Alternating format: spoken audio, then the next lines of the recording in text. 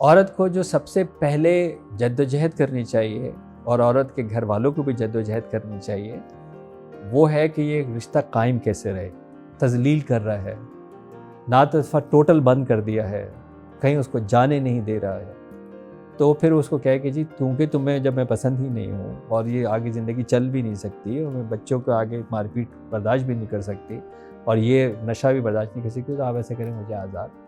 کر دیں. ڈاکٹر صاحب، عورت کو خلا کب لے لینی چاہیے؟ عورت کو جو سب سے پہلے جدوجہد کرنی چاہیے اور عورت کے گھر والوں کو بھی جدوجہد کرنی چاہیے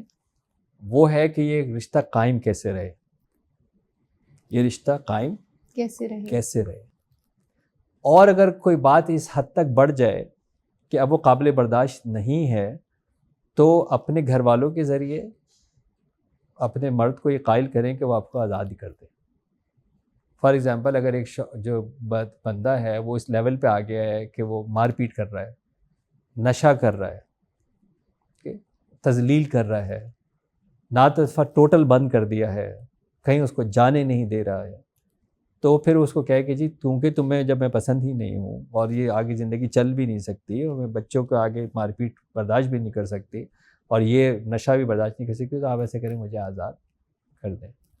اب اگر یہ مرد کہتا ہے کہ جی جو ہمارے اکثر ہوتا ہے کہ جی میں کس خوشی میں جو ہے وہ آزاد کروں چھوڑ دوں، تو پھر اس کو ظاہر ہے حکومت کے دروازے کٹانا چاہیے.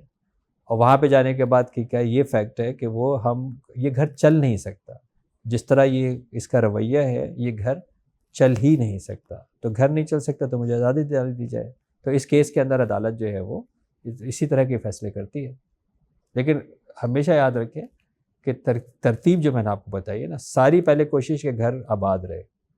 اور اس کے اندر لوگوں کو انوالو کرے، اپنے گھر والوں کو انوالو کرے. اس کے بعد اگر وہ لگتا ہے کہ یہ نہیں ہو رہا تو پھر اس کو کہے کہ مجھے آزاد کر دو، مجھے اس عدالتوں کے چکروں میں اور خلا کے چکروں میں نہیں ڈالو.